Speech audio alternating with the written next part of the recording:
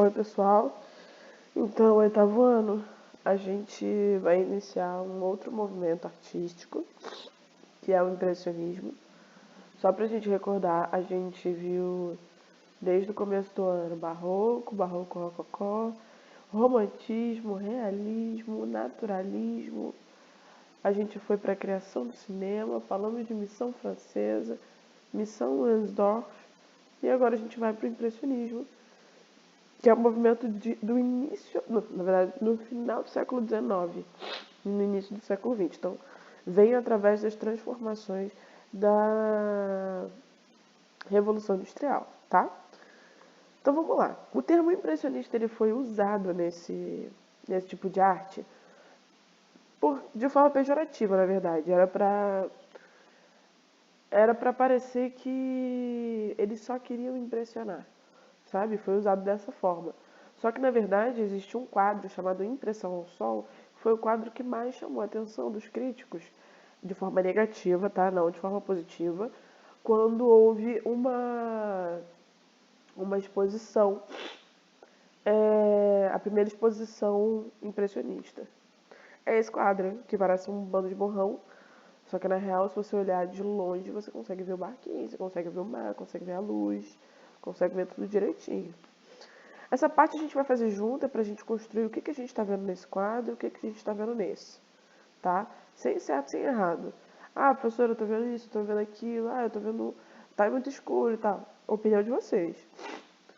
E aqui a gente vai ver a diferença e a igualdade, se der tempo, né? Contexto histórico é o seguinte: anteriormente a essa pintura que eu vou mostrar para vocês, eram aqueles movimentos que a gente estudou um pouquinho mais à frente, que eram movimentos muito realísticos. Eles tinham por objetivo expressar o que eles estão... Expressar não, eles tinham por objetivo copiar a realidade. Porque a realidade servia como uma denúncia social, já que a gente tinha muitos problemas sociais que vieram com a Revolução Industrial também, né? Desigualdade social, quantidade de pessoas, o núcleo que tinha dinheiro era muito pequeno, a quantidade de trabalhadores que viviam em condições subhumanas, enfim. E os pintores achavam que só pintar o que eles estão vendo já é o suficiente, então eles tinham uma obrigação muito grande com a realidade. Só que nasce a fotografia. Lembra que a gente viu como é que nasce a fotografia? E aí, pra que eu quero um pintor que vai pintar a realidade se a fotografia faz esse trabalho pra mim em segundos? Eu tiro uma foto, quer dizer, tirar a foto em segundos. Mas quando a gente vai fazer a impressão demora mais um pouco. Mas pra que eu vou querer um artista se eu posso pagar um fotógrafo? Então isso começa a deixar os artistas um pouco eufóricos, porque eles acabam perdendo a função na sociedade. Eles tinham a função de retratar a realidade, né? E aí a fotografia registra um processo muito rápido. Aqui a gente tem no Brasil, a fotografia chega depois de... Não, chega com Dom Pedro II. E aí o nascimento da fotografia cria uma coisa que a gente chama crise da representação dos artistas. É quando eles percebem que eles têm que se reinventar. Do tipo, cara, se eu tô fazendo isso a vida inteira, e aí, tipo, uma máquina roubou o meu trabalho, que isso foi extremamente comum na Revolução Industrial, porque a máquina roubou o trabalho de uma galera, né? Eu vou ter que me reinventar. E aí eles se reinventam através desse movimento artístico. Que é o seguinte, antes você demorava muito, muito tempo para pintar, né? Você demorava meses ou dias pintando. E aí aqui vai nascer uma pintura que quer representar a realidade, porém não da mesma forma que a foto representa. Então vai ser uma pintura de segundos. Na verdade, é uma pintura que vai durar 30 minutos, mas eles vão observar durante, sei lá, segundos o nascer do sol. E aí, rapidamente, eles têm que registrar aquele tipo de pintura. Então, não vai ser o tipo de pintura que você vai fazer esboço, que você vai ficar pensando, é uma pintura rápida. Você vai dar uma pincelada muito rápida. Desculpa, gente, estou muito mal. E agora uma pintura rápida. Muda essa pincelada, porque agora literalmente vai parecer um bando de borrão, né? Mas você consegue ver a imagem e muda essa técnica também. Eu tô muito mal, desculpa, gente. E aí existem vários pintores que vão aparecer nesse momento. A gente tem o Monet e o Manet, né? Que a galera chama de Monet, mas não, brother, é Monet, gente. Lembre-se, é francês. Lembre-se do Toné, que não é Taurai. E aí o Monet ele fazia parte de um grupo que fez uma exposição. Eles eram contra os movimentos históricos que estavam sendo feitos, e aí eles se juntaram na academia e fizeram a primeira exposição impressionista, né? E aí eles propunham criar várias imagens da vida moderna, tal como eles viam a vida moderna. Então, eles capturavam o sol, eles capturavam o mar, eles capturavam pessoas simples, muda-se o foco, né? O foco agora vai ser o camponês, não necessariamente coisas só históricas ou imperadores ou reis. A gente vai ter literalmente a mudança de tema de quadro, né? E aí, o trabalho mais legal deste movimento são as cores. Literalmente, eles focam nas cores, tá? Eles usam cores intensas e são ousados na pincelada. Então, eles têm uma forma de pintar muito característica, que é o seguinte, quando a gente quer chegar, por exemplo, eu quero chegar no tom de pele de fulano. Beleza, eu vou misturar a tinta até eu chegar nesse tom de pele para depois eu colocar no quadro. Como aqui é uma pintura rápida, eu não tenho esse tempo. Então, não tenho tempo de misturar a tinta. Eles colocam, como a tinta demora a secar, né? Depende, a acrílica demora um pouco, a de óleo demora bastante. Como ela demora a secar, eles pegam cores puras e vão tacando no quadro. Porque eles acreditam que o seu olho vai conseguir enxergar essa junção de cores. Por exemplo, se eu quero fazer o laranja, eu não vou primeiro misturar o azul, o amarelo e o vermelho no meu godê para botar no quadro. Não, eu vou tacar o laranja, depois eu vou tacar o amarelo em cima. E é assim que a gente vai fazer, é assim que eles fazem na maioria das vezes. A gente tem o Edgar Degas que pinta a partir de fotografias. E aí, ó, já é uma outra parada. Ele se utiliza da fotografia a forma de beneficiar ele. E aí ele pinta fotografias do Edward Muybridge, que é um fotógrafo que pinta bailarinas e aí pinta bailarinas, é um fotógrafo que registra as bailarinas e registra os movimentos, porque naquela época a gente não conseguia fazer o que a gente faz com o celular hoje, que a gente consegue, ou uma câmera profissional, que a gente consegue mudar o tempo de obturação e aí a gente consegue, alguém está em movimento e você consegue pegar a pessoa quase que estática. Não tem essa realidade. Então, eles fotografavam pessoas em movimento e ficavam leve, borrão. E isso era interessante para eles. E aí eles queriam captar o movimento, a luz, né? Berthe Morisot e Mary Cassatt foram duas artistas impressionistas. A gente quase não vai ver isso aqui. A gente quase não vai ver mulher sendo falada sobre. Não é que não existisse artistas mulheres, existia. O problema é que elas eram negligenciadas.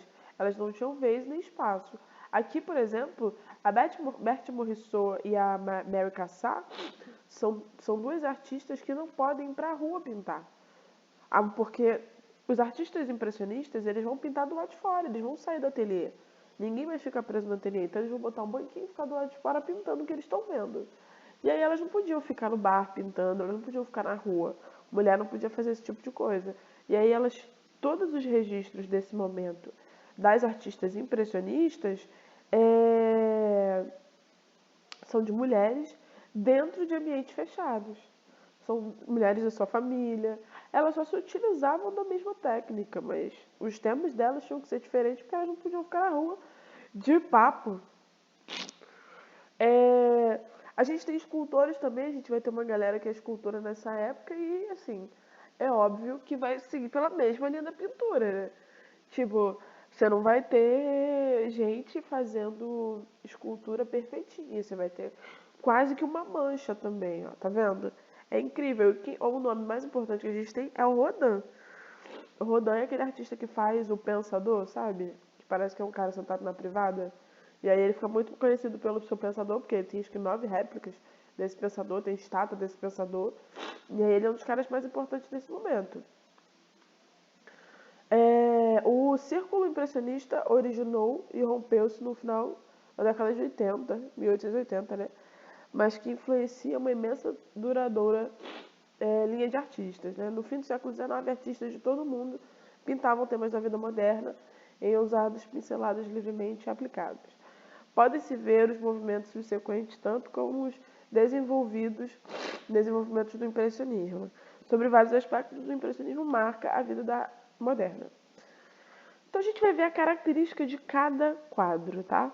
Os artistas impressionistas como Monet acreditavam que a academia era equivocada em considerar que são mestres em retratar a natureza, sendo que eles fazem isso sendo controlados pelo estúdio do artista. O que isso quer dizer?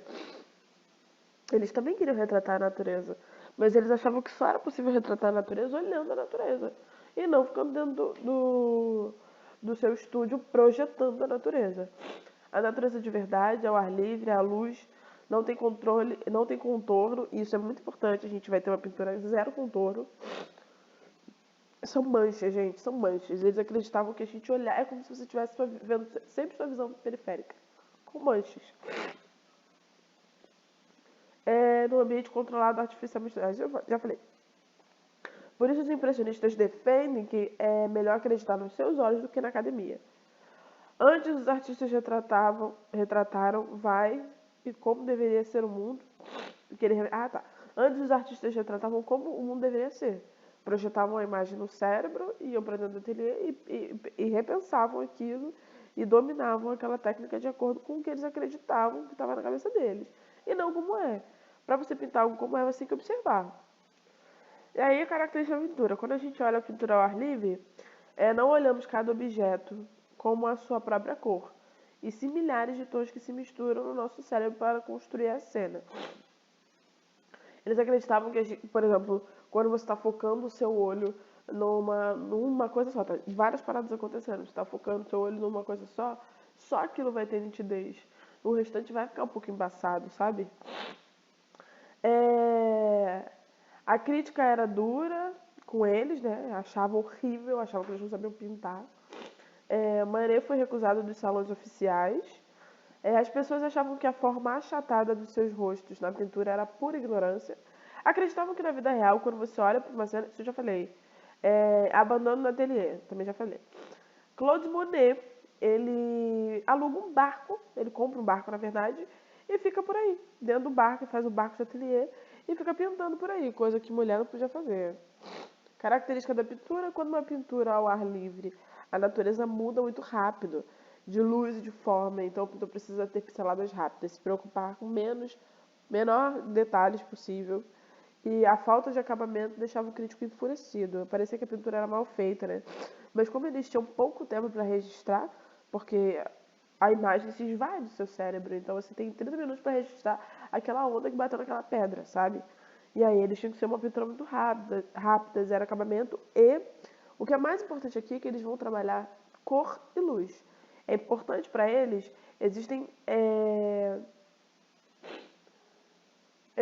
na verdade, vários pintores que pintavam a mesma cena, né, tipo o mesmo lugar, 6 horas da manhã, meio-dia, 6 horas da noite, meia-noite, para eles só entenderem como que a luz influencia nas outras cores, sacou?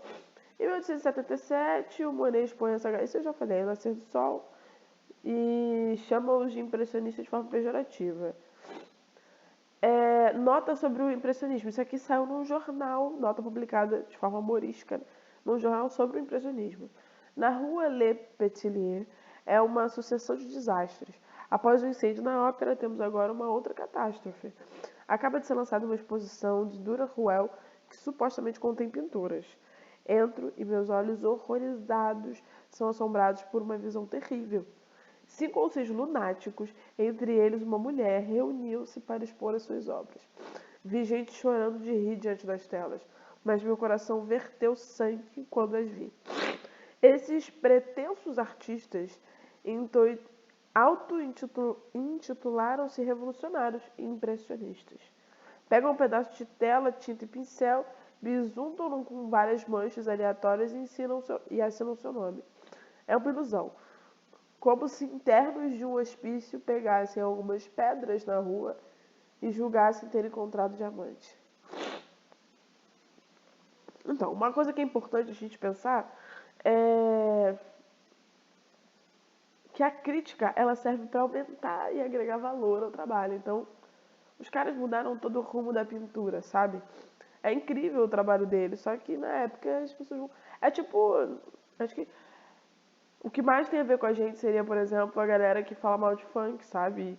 E o pessoal que é mais novo curte. Porque a galera que é mais velha vai ter muita dificuldade de entender essa relação com as coisas mais novas, sabe? E tudo que é criticado, um dia vai ser muito aceito. E, inclusive, por nós, quando a gente tiver velho, a gente vai falar, poxa, isso que é música boa. Porque em algum momento Elvis Presley foi julgado como uma música horrível. A forma que ele dançava era tão sensual para as pessoas que foi extremamente criticada. E depois virou uma forma de dançar que, pô, a gente que dança funk hoje entende que aquilo não é nada demais. Uma coisa que deixava os críticos enfurecidos e angustiados é que eles pintavam qualquer coisa, em qualquer lugar. Eles não escolhiam as coisas mais importantes para pintar, sabe? Usam desse novo jeito de pintar ao ar livre, não só pela natureza, mas baile também com a pintura de cores e luz. Isso aqui é totalmente trabalho de luz, tá vendo? A gente vê a entradinha de luz. Essa é a Berthe Morisot, Mary Cassatt, Camille Pissarro, Edgar Degas. As pessoas que estavam acostumadas com a pintura acadêmica olhavam as obras impressionistas e não entendiam por que havia tanta mancha. Na verdade, eles demoraram para entender que a pintura deveria ser vista à distância.